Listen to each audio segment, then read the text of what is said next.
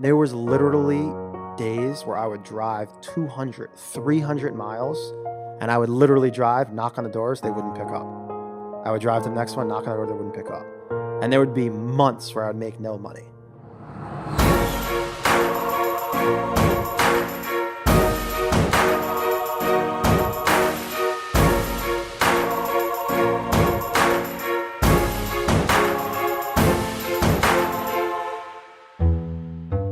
What's up, y'all? This is the Founder Hour. I'm your co-host, Pat, and for episode 41, we hung out with Mark Brazil, co-founder of Ikonick.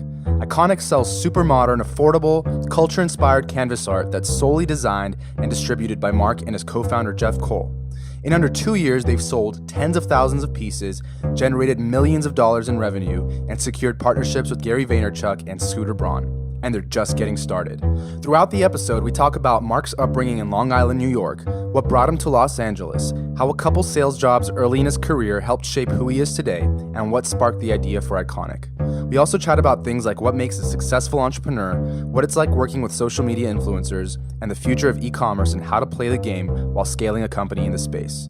We also have a special promo code for our listeners. Head on over to Ikonick.com, that's Ikonick.com, and use the code TFH20 for 20% off your order. We kicked off the conversation by hearing about how Mark and Jeff met.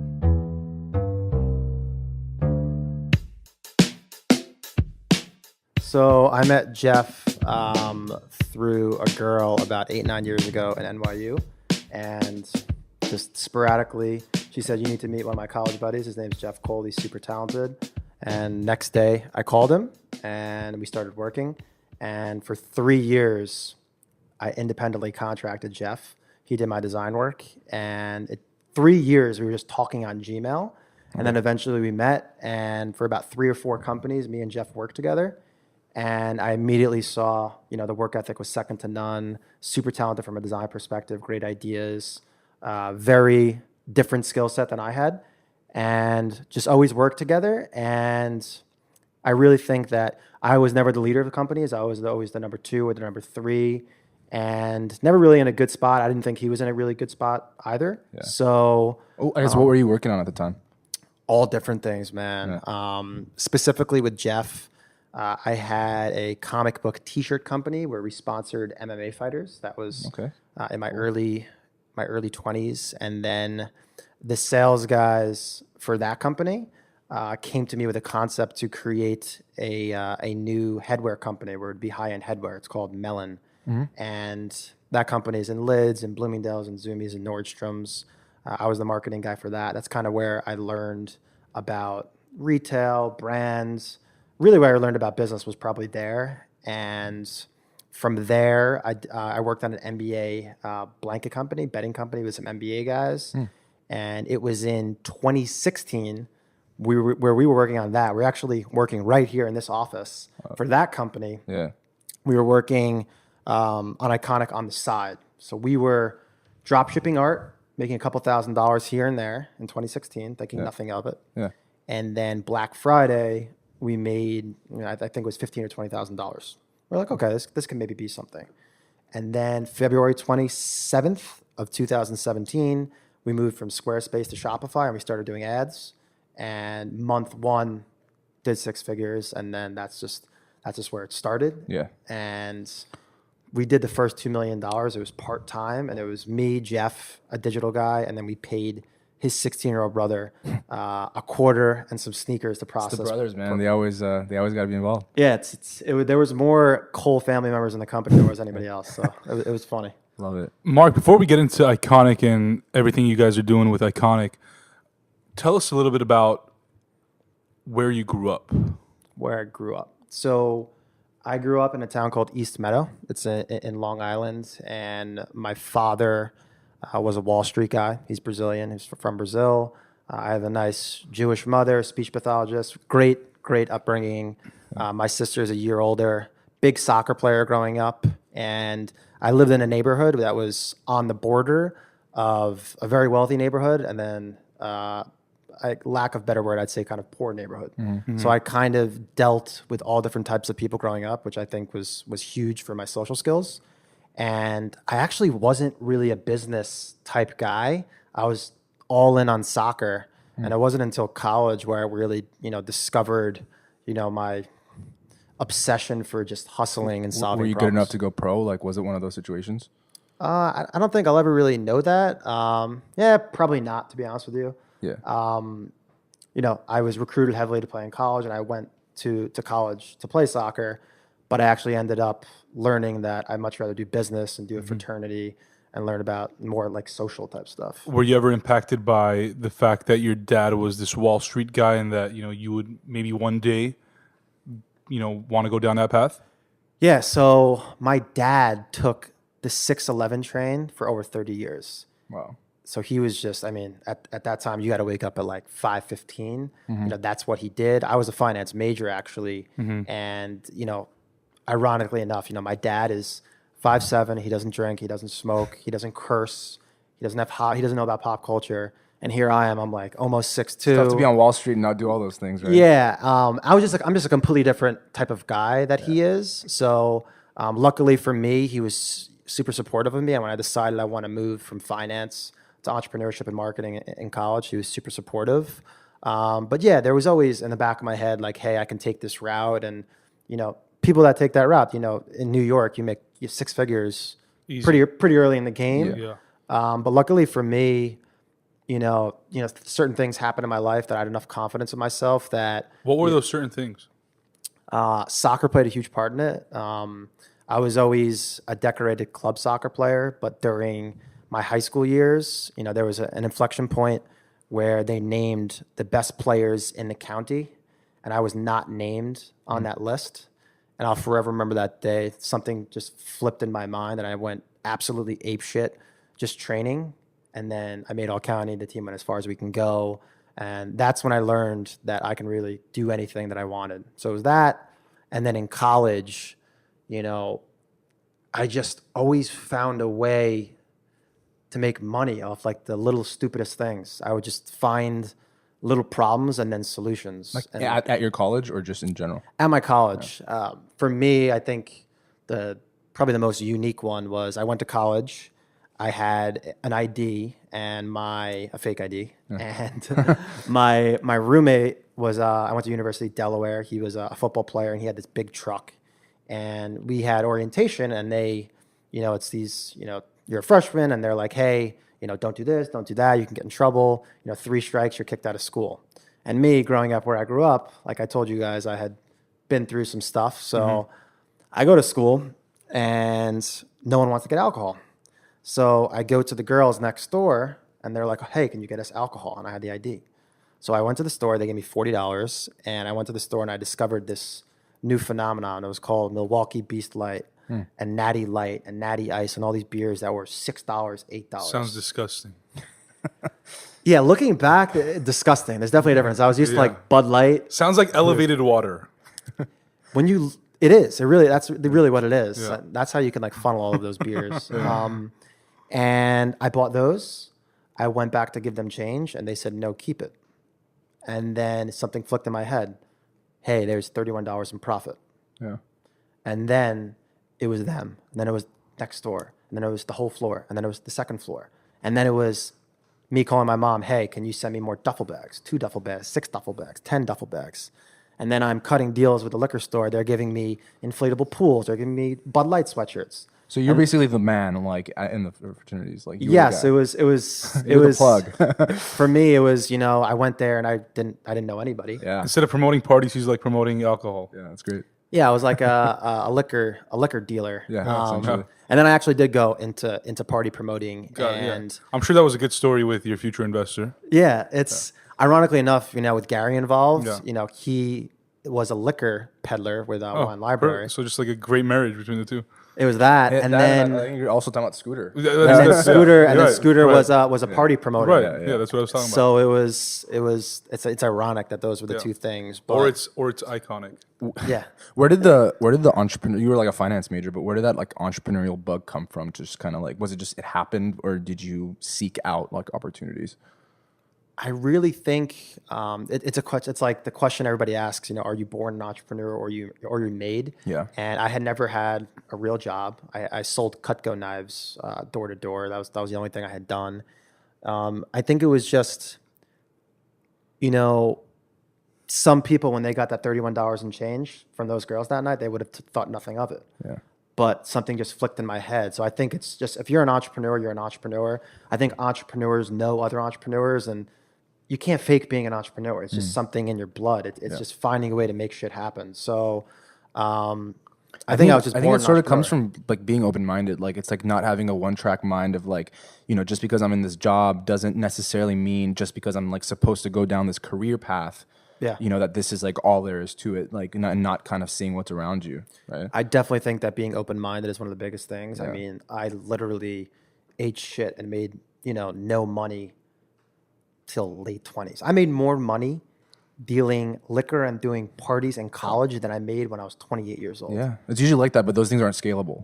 Or maybe they are, but like sometimes, most of the time they're not. Unfortunately, I got popped by the resident advisor and got a bunch of strikes and had to stop the ring. But it was good while it lasted. Did you graduate at least? I did, with a 2.1 GPA, 5 years. You made it. Yeah. So you were at NYU? No, I was at University of Delaware. Oh, okay, got it. My sister went to NYU, actually. Got you. Yep. Got you. So you come out of college and you just start your next venture? Or was it the comic company or? So I came out of college, and there was a little weird 2-year period. Yeah. And this 2-year period was probably, looking back, it probably was the most important 2 years of my life, because that's where I went through the most amount of shit. So I graduated school. At that point, I had a little bit of money, and I didn't know what I wanted to do. My best friend, Will Dean, at the time, was working for an energy efficient lighting company in California. And keep in mind, at this point, I'm from New York. I had never been to California. You guys are from here, so I don't know if you guys know, but California is a pretty cool place. It is, yeah. I feel like people in Cali want to get out, and then people who are out of Cali want to come here. Correct. But yeah. And this was when the green, eco-friendly boom was coming. That's when it was happening. What year is this around? This was 2010. 2011. Like solar panels. Yeah, and all these solar things are panels, just all that popping crap. up everywhere. So LEED he's certified. Exactly. So that's where I'm going right now with perfect. LEED certification. So he's like, our company needs someone that's LEED certified. So keep in mind, I did terrible in school. I didn't do tests, sucked at it. So he's like, you need to sound pass like an this. entrepreneur. Yeah, you need to pass this test. So again, I want to challenge myself. So I study for this test, take 2 months studying. I take it, I fail. I study again for 2 months. I take it, I fail. Study again for 2 months. Keep in mind, you can only take it every 2 months. That's why. And then I finally pass. Call Will, say, I passed. I'm coming out. A week later, I go out. I sign a lease. I'm working there for, I kid you not, 1 week. And I get clipped right away. They fired you. They fired me. Why? They didn't need me. Oh. Really nice. That was really nice of them. They could have told me that fucking 6 months ago. Spent all that time. So I'm left, and keep in mind, I had made no money for 6 months. So I had kind of burned through my little nest egg. I went all in. I'm buying furniture, doing everything. So I have nothing. So now I'm LEED certified, which with my background, I'm sure you guys can imagine, I wasn't really passionate about that. I end up working for a home remodeling company that I found on Craigslist. And it was 0 salary, all commission. And they would give you leads. And you would have to knock on people's doors and sell them $40,000 of energy efficient, lighting, windows, coating. And I was going to Compton, I was going to Beverly Hills, I was going to the Inland Empire, and I had to wear a suit. Keep in mind, I had never done the suit thing. So With the there LA was heat? With that LA heat? Yeah. it was the worst. And there was literally days where I would drive 200, 300 miles, and I would literally drive, knock on the doors, they wouldn't pick up. I would drive to the next one, knock on the door, they wouldn't pick up. And there would be months where I would make no money. But then So how were you surviving? Because it was very up and down. So it was like, in 1 week I'd Feast close. or famine type thing. What'd you say? Feast or famine type thing. Exactly. And you were 1099, so it was just a very risky life, to say the least. And I didn't really think there was anything going there, so I did that for a year. But what that taught me is the skill that I think is the most valuable life/entrepreneur skill, which is how to sell. Yeah. I think being able to sell yourself, sell your brand you need to do that. That's how You got to go through it. There's no education or lesson that can teach you besides just raw experience. And imagine taking 300 meetings where you're knocking on strangers' doors and having to understand where they came from, what they do for work, what type of money they have, all this stuff. Were you physically going on people's doors? Were physically you like knocking on the doors? All right, so that's a different beast. Like people think sales is just sitting behind the phone, but you've never experienced sales until you're like face to face with someone and you have to sell them. Otherwise, you make no money. But you have to think, I'm 22 at that point, and to be able to knock on a door, and sometimes these appointments would take 7 hours, 8 hours. I would stay for dinner, dessert, and then they'd sign the deal. But if you can knock on somebody's door and convince them to spend $45,000 to make their home energy efficient, you should be a CEO of any company you want. Like, you're good. Take your pick. You're good. So I look back at that, and it was painful, but it taught me to be persistent, and it taught me how to deal with, again, all different races. I dealt with grandmas. I dealt with 20-year-olds. I dealt with all different types of people. Yeah. So you did this for 2 years? I did this for a year. So I did this. Yeah, it was a full year. I did it. And are you doing anything besides working at this point? No, it was just that. And that's when I was a little bit more like wild. I was having fun. I was going out. It literally was just, the work was, means to the end. And like I said, it was up and down. So sometimes I'd come into money, then I'd have some fun, and I'd have no money. So I was definitely... Saving wasn't like really a concept for you. Saving was not a concept for a long time for me, to be frank with you guys. So were you doing well? Like what caused you to go on to your next thing? Ambitious, my family. You felt like you were like being... I had great success in college. I had multiple businesses. This was just something that I wanted to come to California, and I thought I had a great opportunity. It kind of snowballed into it. So yeah. So I was like, man, I need to get out of here. So I had to leave. I like to ask this question, to a lot of the folks that we sit down with in an interview, and it's not the Guy Ross question about, is it skill or is it luck? But we could ask that after too. But what is your definition of success? And I know that you guys have that canvas art that has the glacier with, the success on top, and on the bottom it has all I think it's actually there, hard work, persistence, late nights. But let me break it down. What was your definition of success when you first came to Los Angeles? And what is your definition of success now? I think back then I was only driven by money. And I thought that was kind of the beginning of me to make more money. I really don't think I didn't know who I was yet as a human then. So I was just so confused. I just always wanted to be, a millionaire. It was very different for me then. And I would say it wasn't until probably late 20s for me where I really discovered who I was as a human. And for me, success is very clear to me now. And it is doing what you want with who you want when you want. Right. And I became successful in my mind the day I took on this company full time. Mm-hmm. I had done other jobs, been part of other companies, but I ultimately was sitting in the room with people that didn't really want to sit in the room with those people. Right now, I sit next to Jeff Cole, my business partner. I love him like a brother. I sit next to Austin Cox. He's my video guy. I love him like a brother. No one will step foot in this office unless they've earned their stripes, gained my trust, and I love them and deeply care about them.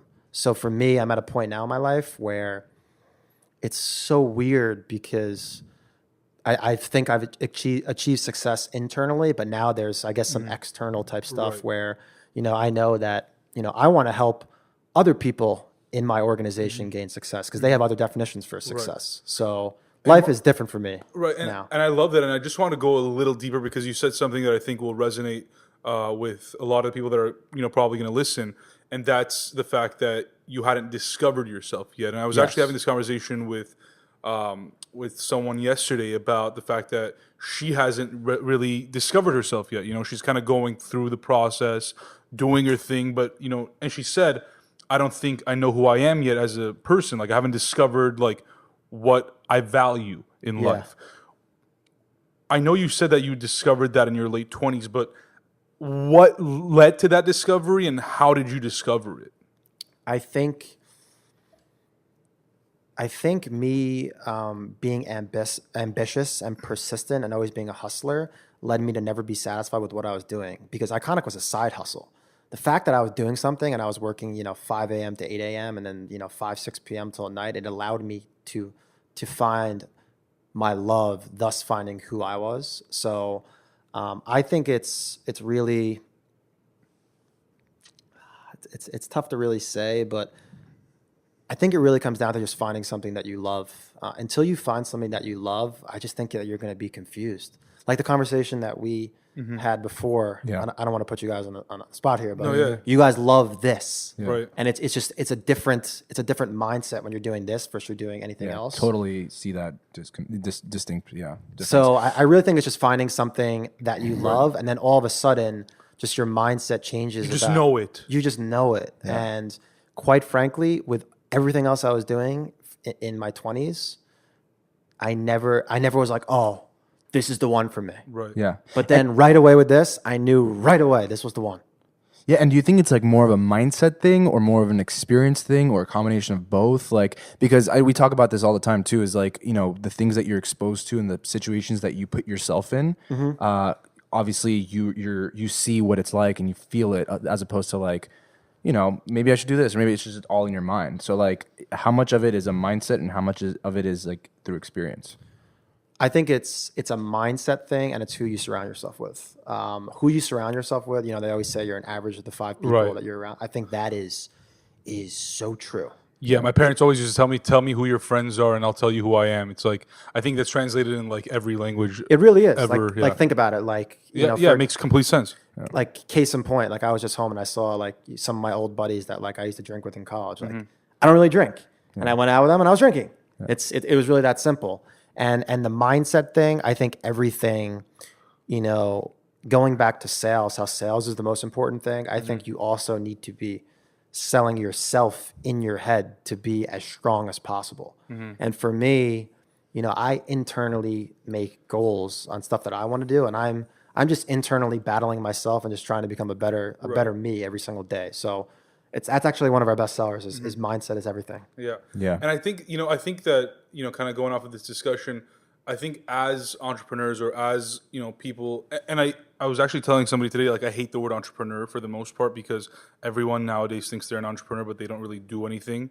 They're just like entrepreneurs. Yep. But regardless, you know, the entrepreneurs that are actually doing things, like, you know, we're never satisfied. You know, we always want to kind of take it to the next level. But I also think that, you know, in this day of content and social media, we're constantly comparing ourselves to other people. There's this thing about externally validating the work that we're doing. And I think until you kind of are mature and realize that stuff is just noise, you know, like everybody breaks out at a different time. Like you could be 35, you could be 45, you could be 55, you know. It really makes no difference. I know Gary Vee says this all the time about the fact that he didn't do much, or he was building kind of in his 20s, and then 30s, 40s is really when his rise happened. But, you know, as guys in our 20s now, me and Pat, you know, we are like always, oh my God, when are we gonna be successful? When's that gonna happen?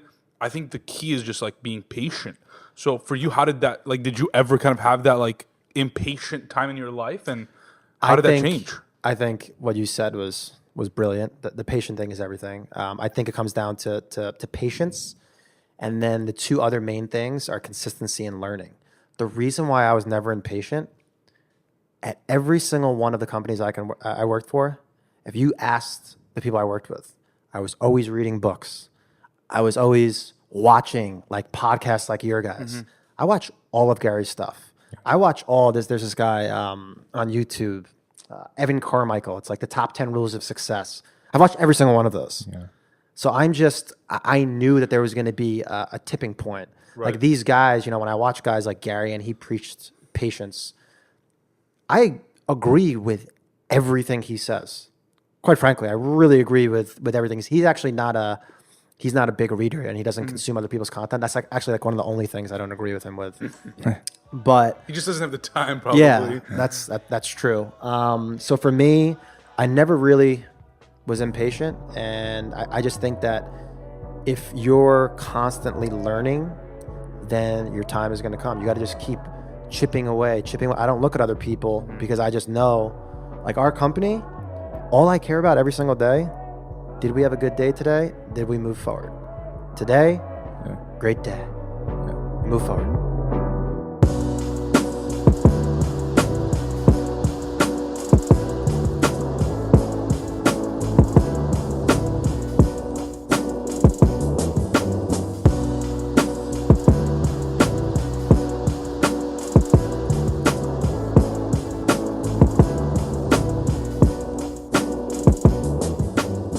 Something that just popped into my mind, speaking of books, I used to read more, but now it's like time-wise, it's like harder to pick up a book and sit down and read for a while. But there's this book, like one of the only books I read in college called The Paradox of Choice. I don't know if you've heard of that. It's, I think by a psychologist like named Barry Schwartz. One like part of that book that really stuck out, I still remember it, is he describes people like in like two different ways. Either you're a maximizer or a satisfizer. That's what he calls it. Satisfier? Satisfizer. Oh, wow. I know, yeah. I was like blown away when I read it. I'm not good at English with that. Yeah, that doesn't sound right, but yeah. So he talks about like the people who are maximizers are the people who, in every situation, like want more, right? Like they're the ones that are like, continuously going after it. Like you said, like when you were like working in your job, like you just wanted more, right? And then there are the satisficers who are like just content. They're content. Like when they're where they're at, they're happy. And if they're happy, then they're not really seeking out the next big thing. Like what's the next thing? I don't fuck with the satisfiers. Right. But what he talks about and this is like the reason I bring it up is because mental health is such a big thing right now, and like depression and all that stuff. And I think for founders especially, it's so important in the early stages, especially of your business, is like you're just so spread thin where you need to like really be intentional about it. He talks about how maximizers are the ones that are more prone to depression because you're just never happy. Not never happy, but like never content with where you're at because you're always chasing the next big thing, right? So do you have any thoughts on that? Like, I have a lot of thoughts on that. Please, yeah. I think that there's different segments of the maximizer. I think that there's the maximizers that are happy, the ones I think I'm a maximizer, is people that are embracing and enjoying the journey. And they're surrounding themselves with people that they care about. Right. Like I enjoy every single day. And like I said, I'm doing stuff with people I like. Like recently, we brought on my best friend to do our digital. His name's Will Dean. He's going to be my best man at my wedding. He's in my fraternity. So now we got my best friend as part of, I talk to him every day. This shit's amazing. Yeah. So I think those people it kind of goes back to what Gary says, he's not focused on, EBITDA, how much money they're making. He's just embracing and enjoying the journey. Yeah. So I think when you embrace and enjoy the journey, it's just going to be a win-win for you. Those maximizers that are depressed are just, I think they're chasing the wrong thing. I think they're chasing, when you say they keep chasing, maybe they're chasing, like they're trying to find the right thing, but it's like, it's you have to define what you want. And for me, I want to be doing, what I'm doing with who I'm doing, what I'm doing. That's how I've defined success. So. But Mark, just to play devil's advocate here, because I went to law school. And I don't know how you did that, by the way. Too. I tried studying for that too. It's a fuckery.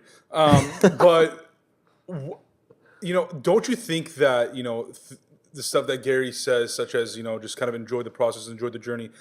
Don't you think that it's easier for somebody like him to say those things, having reached a point of success?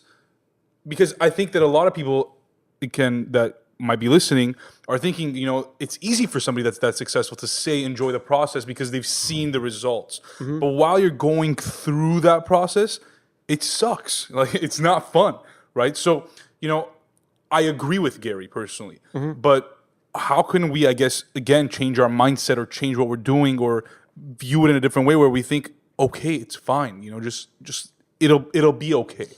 Two things. One, I think you need to find something you're passionate about. Because if you're passionate about it, then you can just, we're going to work after you guys leave. I don't know what time it is, 9 o'clock, 9:30. Doesn't matter. Whatever it is. Yeah. And then you need to be passionate about it. And then I think the big thing is, this is another thing that we just spoke about, is I think people sometimes set their goals too big. I'm not saying don't set big goals, but they set these huge goals and then they're not happy until they achieve it. We have our macro goals, but we have micro goals too. So we celebrate the small wins. So if you're an entrepreneur, identify a small win. Your first, if you're profitable, that's a fucking W. If you sign a deal, that's a W. So I think that, to enjoy the process, just start getting excited over, small wins, because the small wins keep adding up and then you get the big one. Right. I love that. Makes sense. All right, so kind of going back to when you and your partner Jeff connected, like how did that? You said it was through a mutual friend that you knew, but what inspired you guys to like work together and partner together? In the beginning, ironically enough, Jeff wasn't that good, which he could argue with me all he wants. Yeah. He wasn't that good, and I didn't know right away what he had. To be honest with you. By the way, Jeff's like here in the background. He definitely disagrees with you. Yeah. He wasn't He's shaking his head. He wasn't that good. But I'm not done yet. I love how you guys are honest. That's awesome. Oh, it's complete. It's like the honest company part 2. Yeah. The So more profitable one. He wasn't that good in the beginning. But the thing that Jeff has better than anybody else is he has a psychotic work ethic. Yeah. So then before I saw the talent, I saw the psychotic work ethic. And from a creative standpoint, it's very difficult to find creatives, especially from like a design standpoint, that have work ethic. So he checked that off. I'm a who then what guy. I want to know about who, your character, your work ethic. So I saw that. And then he started just learning more and doing things because he was put into all these different roles. And then it just became supremely evident, I would say probably 4 years ago to me, that he was just much more talented than everybody. So at that point, he worked harder than anybody. His final product and his talent was better than anybody.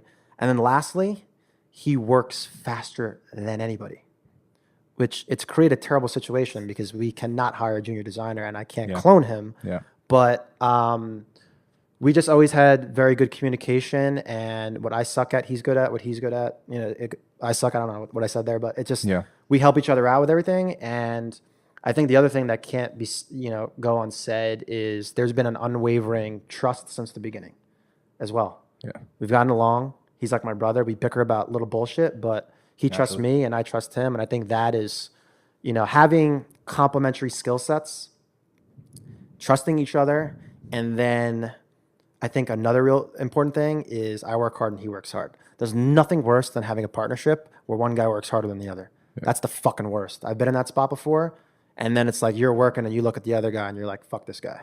So,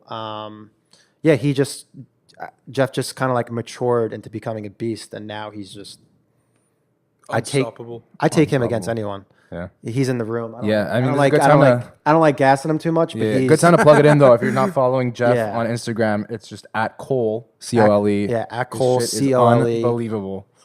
Check it out. And he is a quiet, humble boy. Yeah. So I'll say it. He's the GOAT. He's the GOAT.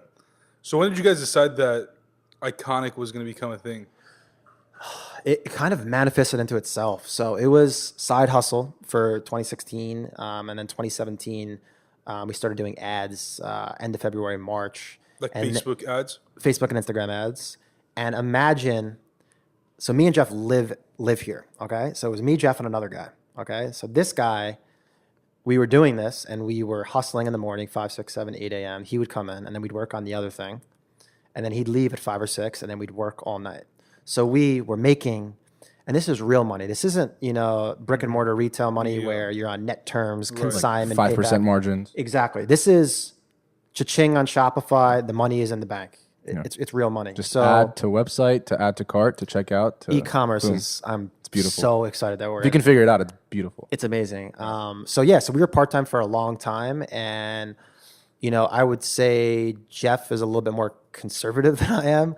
I just want to say fuck it like right away and go. But it was literally a conversation that we had every single night. Like, are we gonna make the move? Are we gonna make the move? And then I'd say probably 4 or 5 months in, we made the move. We had our year anniversary of working full time, like a month ago.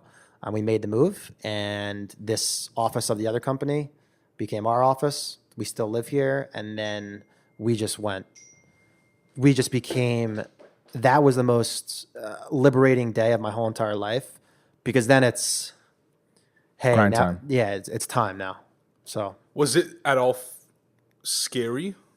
No, that's the whole entire thing that people ask me. We were just on a podcast, and they asked, like, "Are you afraid of anything?" And my answer is, "Fuck no," because if we lose, it's my fucking fault. Jeff's fault too. But I'm doing the business, so it's my fucking fault. So put me in a situation where, it's on me. I'm not scared of anything. I'm just going to work more. I'm going to get smarter. I'm going to hire better people. You're scared of not working hard enough. I just think that. But if you know yourself, you just. Ironically enough, it's Alex. It's the third door. Yeah. Always find a way. Yeah. There's always finding a way. If I don't know someone, I'm very self-aware. As confident as I am, I actually have no ego. It's if I don't know it, I'm going to find someone else that knows it. If someone can do parts of what I do better than me, I want them better. on my team. Yeah, and you don't have to do that. You can just I just want to fucking win. Yeah, for sure. I just want to win. Love it. I guess you guys were already in LA, so I was gonna ask like why you guys started the company, but I'm assuming it was just like easier to just start it here as opposed to going elsewhere. But like, was there something about the LA market? I know you were selling online, but something just about LA that you just knew that this was the place to start it? Well, something that goes unnoticed that me and Jeff never say is we were stuck in a lease. That's first off. So we were stuck in a lease. I mean, you can break the lease. Yeah, we can break the lease. Again, we can go to the third door again there, but sublease. So we were here, but I think, I'm a New York guy. I'm from New York. I've traveled to a lot of places. I think California is the mecca of creatives and influencers, and I think our company was on the forefront of not only high quality creative, but high output. And then we work with tons and tons of influencers. Like we literally have, I'd say 4 to 5 influencers come through here a week. Give them art, take some pictures, do some biz dev. So I don't think that Johnny in Alabama can do what we're doing. I don't think that. Yeah. So that's why we're here. Not the same sort of talent. That's it too. Another thing too is talent pool. So I mean, our team, like we're hiring now, and I put out something on Craigslist. Yeah. Insane. Have you ever used Craigslist before? Yeah. Yeah. It was actually suffocating. I was actually at a meeting with somebody yesterday at lunch, and she said that she met her business partner on Netflix because her husband put an ad on Netflix, sorry, on Craigslist. Hey. You're welcome, Netflix, for that idea. Yeah. Don't jack it, fuckers. Fuck, now I'm like, we should do like a Netflix community. No, but yeah, she met her business partner on Craigslist, and they're making so much money now together. So yeah, why did you guys decide canvas art?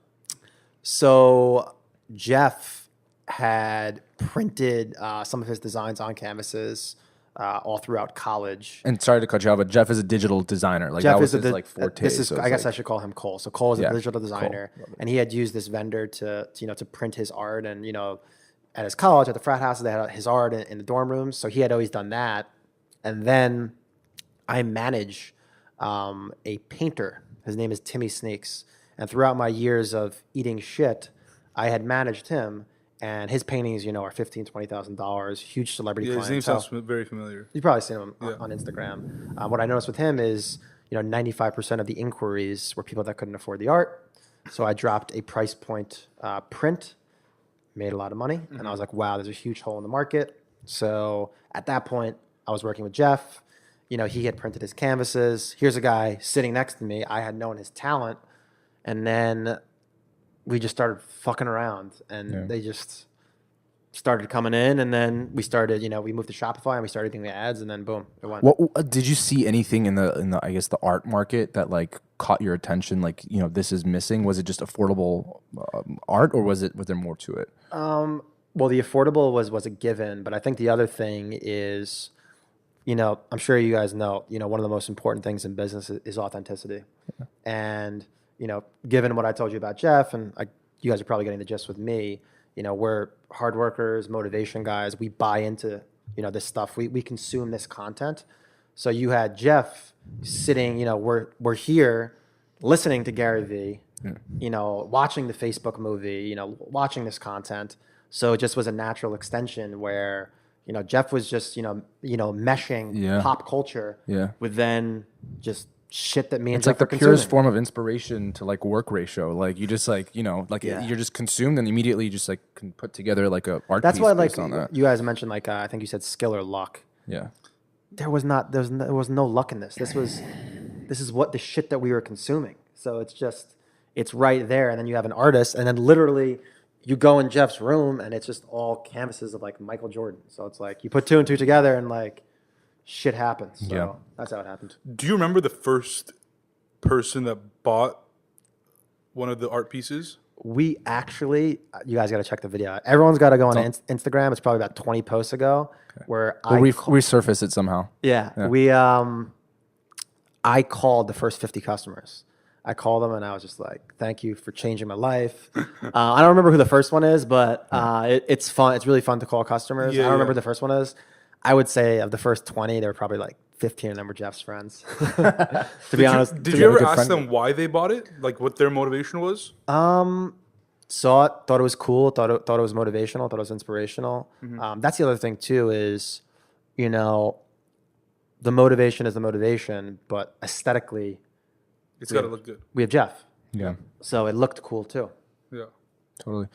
So I know it, like, I mean, you said like from the beginning, like you guys have just been crushing it, but like we always like to kind of highlight like any challenges founders face. So I guess thinking of like the early days, which was like literally like a year and a half ago. So right now. Yeah, it should be like fresh in your mind. What were some of the early challenges you faced?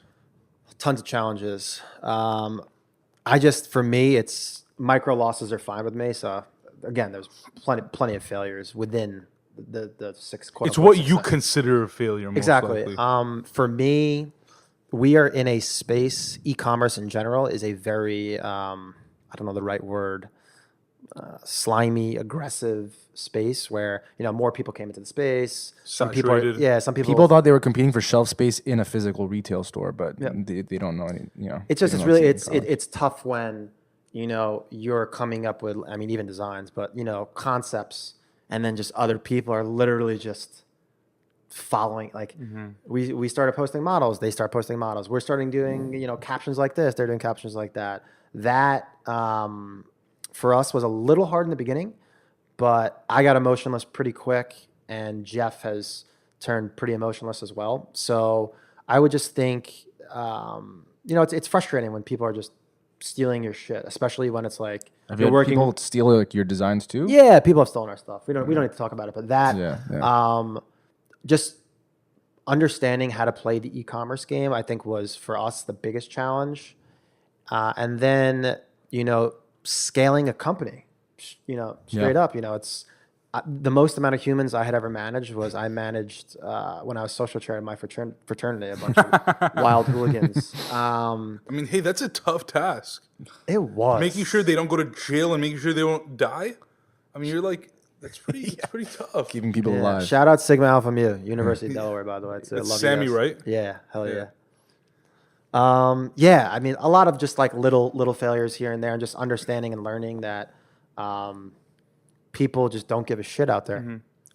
So I'm not gonna lie, the way I discovered you guys was an Instagram ad. It was an Instagram story ad, and it was that success one. And I was like, damn, what is this? And I remember screenshotting it, and I was like, damn, that's pretty cool. You might have shared it with me too. Yeah, probably. We're like big on like sending each other stories and like posts like all days. Just like I'll wake up, and Pat's like a significantly later sleeper than I am, so like 4 a.m. I'll have like 35 DMs of just like everything. At like 8 a.m. I'll send him a bunch of DMs of like other stuff.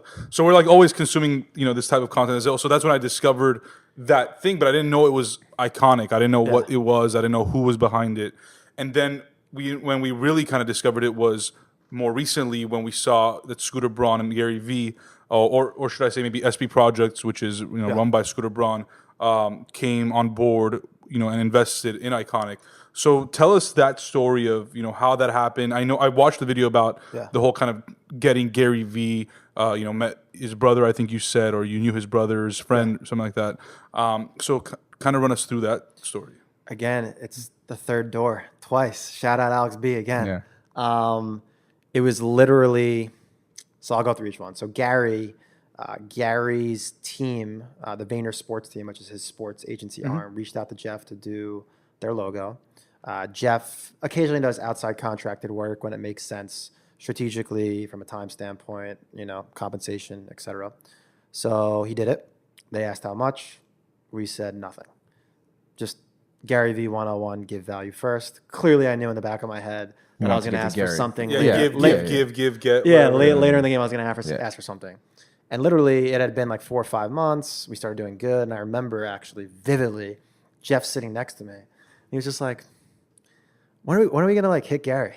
So I was like, fuck it, I'm going to hit him now. So I emailed Justin Giagrande, the guy from Vayner Sports. And I was like, Justin, we're Gary disciples. Here's the last 5-6 months of revenue. We'd love to, to talk to Gary about getting involved.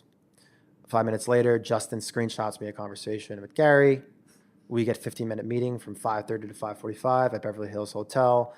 He was in LA. Yeah, he was in LA. Yeah, this was nice. Right after, and that turned into way longer. and just, right away, it's an entrepreneur seeing another entrepreneur, and he saw the infectious energy, and he's like, I want you guys to come to New York. Came to New York a week later.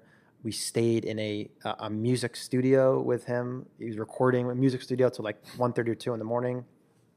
And we were just like, we want to work together. So then we cut a deal with him.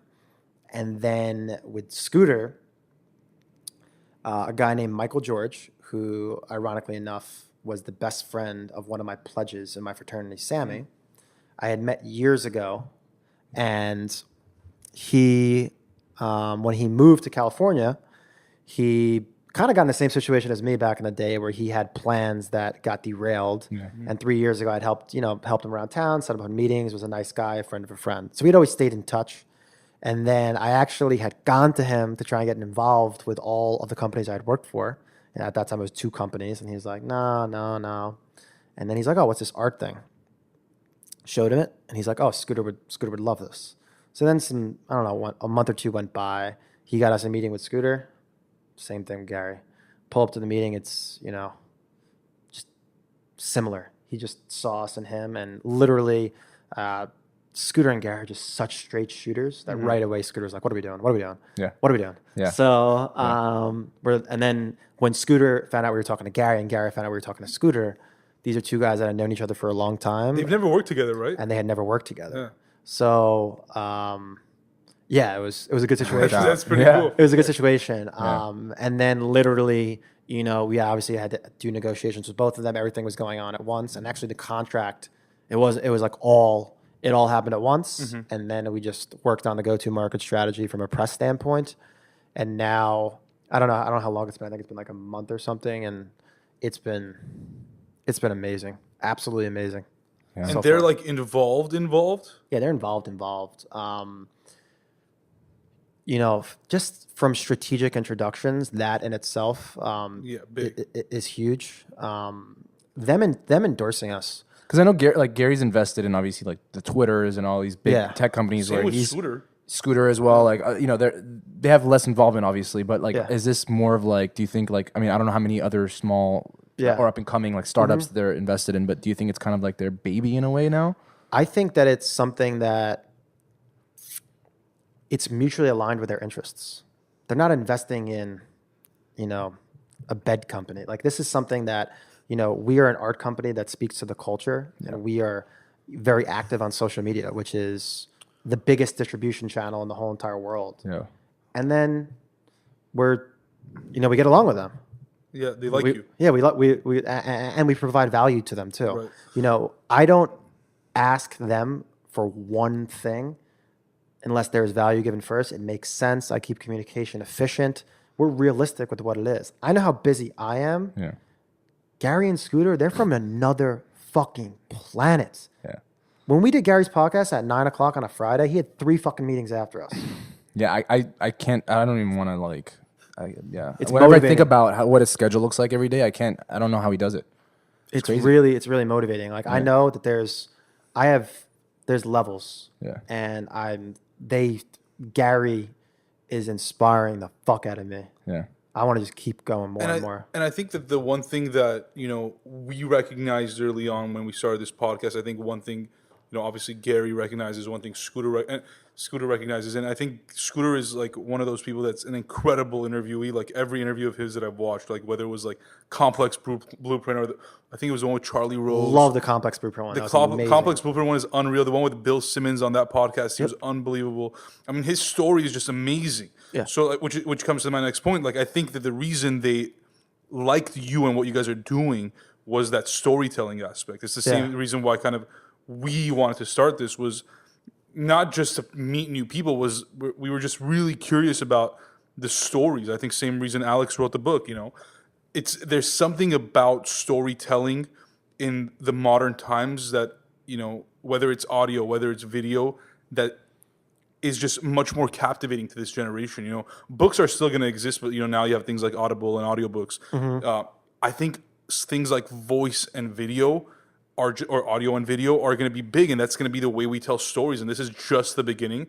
And now, like through art. I think that's another way that you guys are telling the story. And 100%. I mean, who knows? Obviously you guys know what's coming up next, but I think that visual aspect is going to change as well, because our attention span as millennials or the new up and coming whatever generation, what are they called, Y or X, whatever they are, Z, yeah, Gen Z.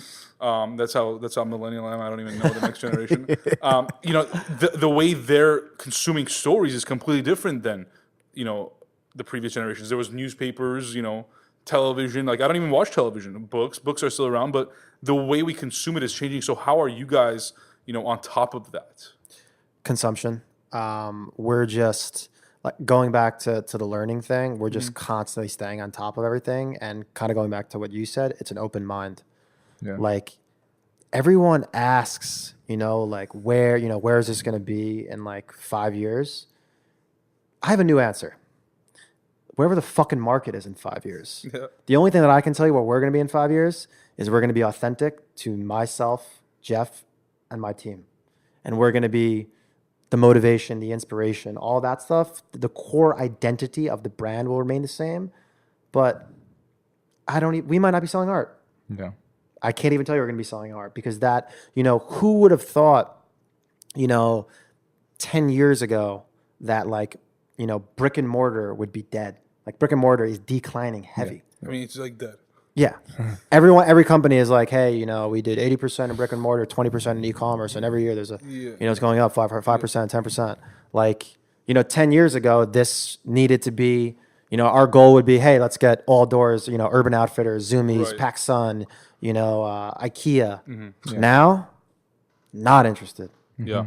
Not interested. So, yeah, that's my new answer. I just came up with I guess to piggyback off of that, because like comparing like what art is now, like it's the way you guys are defining it with your business, and then what art has been for like millions of years, thousands of years, whatever, has been like, you have the artists and they're just doing their thing. And I mean, I don't know too much about the way they got people to find out about their art, but like it's just like through history, like the value went up and people started buying it or whatever.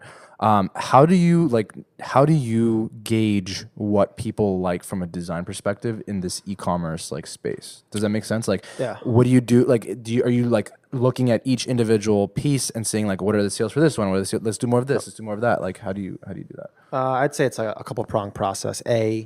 It's what Jeff and I consume.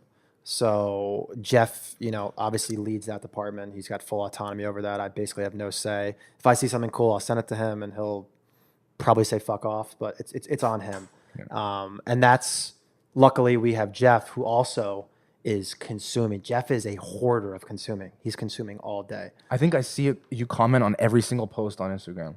It's insane. Like I will see just. He knows what he's doing on Instagram. It's crazy. Follow him at Cole. He's good. Yeah. So there's that. So Jeff does that, and then I think with this company, it is the first company where I've become much more aware of things like KPIs, key performance indicators. For this company, I didn't know what ROAS was on Facebook, return on ad spend. So are we following the numbers? Of course. If we see this does well in one piece, then we'll try it for another piece. So Jeff leads the way, consuming a lot of content, following culture. We follow the numbers. And then the guy that heads our digital, Will Dean, my buddy, he has, I'm blessed to have him in my life, because he has taught me, just like Gary has taught me that there's levels of work ethic. Will has taught me that there's different levels of how granular you can get with data. Like, when our company gets to a point where we understand why something works and why it doesn't, that's when we're going to fuck shit up bad. Like, we're fucking shit up now, but when we really understand, why something sells or doesn't, that's when you just need to, you haven't been in business for even 2 years. So and you need to we have some data, but I mean, our average lifetime value customer, it's 15 months. So it's we don't have that yet, but following the numbers is a big thing as well. You need to know your numbers. Do you do anything outside of work? I definitely have a problem for sure. I wasn't asking in like a negative way. No, it's funny you say that, because my parents have actually laid off on like the work-life balance thing. Uh-huh. The work-life balance thing is, and this is just my opinion, by the way. Yeah. It's fake news. No, it's fucking bullshit because this is my hobby. Right. This is what I enjoy doing.